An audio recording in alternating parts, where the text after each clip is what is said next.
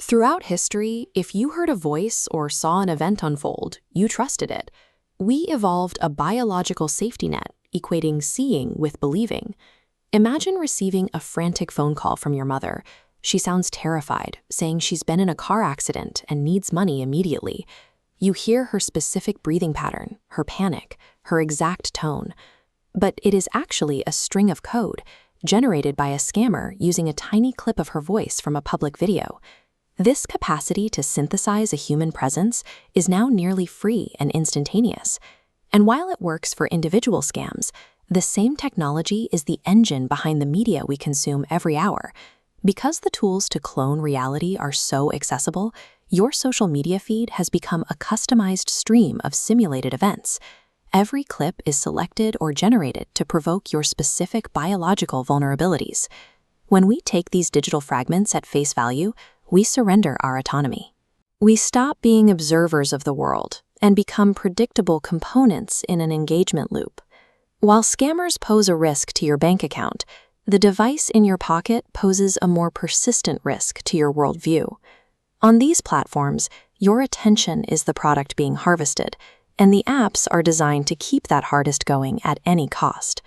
This chart tracks human outrage versus corporate revenue.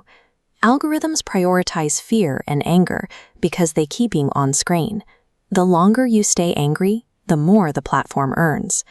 By optimizing for volatility, these systems push us into isolated bubbles, fracturing our shared reality. There is a common hope that the technology companies will solve this by building automated filters to detect and remove these deceptions. But look at the incentives of a casino. If the slot machines are generating billions of dollars because they are designed to be addictive, the owner has no reason to unplug them.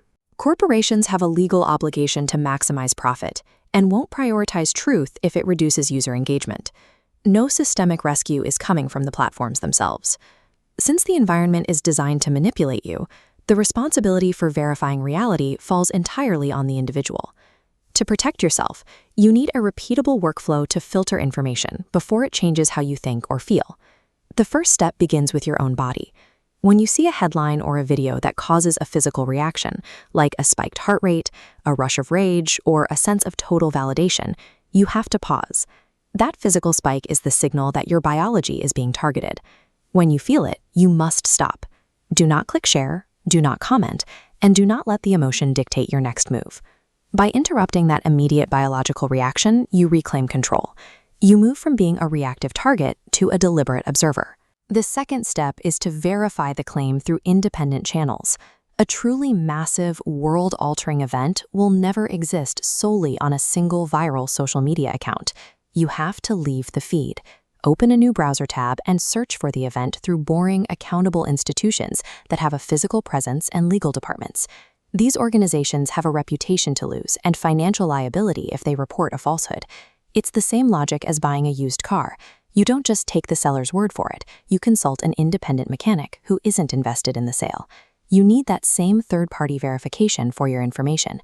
If a sensational claim cannot be found through these established, legally bound institutions, it is likely a synthetic construction designed to harvest your attention. Finally, you need a safeguard for your physical life and family to counter the immediate threat of voice cloning. Establish a safe word with your parents, your partner, and your children. If you receive a frantic call for help or money, ask for that word.